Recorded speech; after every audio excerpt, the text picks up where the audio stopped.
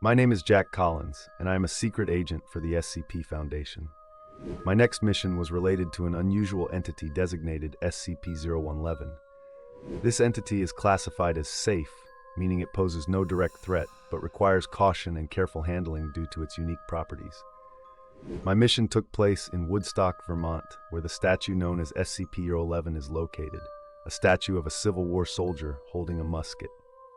I arrived in Woodstock in the evening and was directed to meet the maintenance team responsible for cleaning SCP-011. The instructions were strict. The statue had to be cleaned about 30 minutes after sunset to ensure no unwanted incidents occurred. I was accompanied by my colleague, Agent Sarah Jones, who was working with me on this mission. As we approached the statue, the area was eerily quiet. We began cleaning the statue, and I noticed that it remained motionless. It appeared to be just a solid piece of stone, but we knew there was more to it. Suddenly, we heard a faint grinding sound, followed by the sound of gunfire. We looked up and saw the statue raising its musket and firing at a bird attempting to land on it. This was the first time I witnessed SCP-011 in action.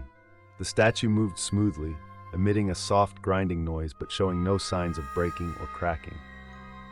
We continued the cleaning process carefully, noting everything we observed. At the end of the process, we retreated to a safe distance and waited for the statue to stop moving. In the following days, I noticed the statue exhibiting strange behavior, looking around as if observing its surroundings. One night, while performing our routine task, we saw the statue raise its musket again, but there were no birds in the sky. We exchanged worried glances, and soon we heard a soft, human-like voice saying, "Thank you." It was the statue speaking for the first time. This moment marked a turning point in our mission. I began observing the statue closely and decided to talk to it. The next night, when it raised its musket again, I jokingly said, "Good shot." To my surprise, the statue replied, "Thank you." We started conversing with it regularly, and over time, the statue became more interactive, seemingly gaining human-like awareness. One day, the statue asked me to tell it about the outside world. I started narrating stories about modern life and technology, and it listened attentively. It seemed to enjoy these stories and asked profound questions about the nature of humanity and freedom. I noticed it becoming sadder when I spoke about wars and human tragedies. Over time, I observed that the statue no longer shot at birds. Instead, it showed empathy towards them. One day, while we were talking, I noticed a stone tear falling from its eye. That moment was very touching for me, as I realized this entity had deep emotions and thoughts. Eventually, SCP-011's containment procedures were lifted, and it came under the care of a local figure who had been looking after it.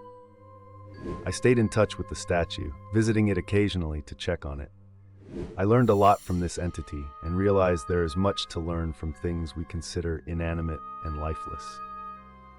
My adventure with SCP-011 was full of challenges and deep emotions, and I learned that humanity is not just a body and soul, but also the ability to empathize and understand. Now, I am ready for the next adventure, eager to discover more about the mysterious worlds that await me.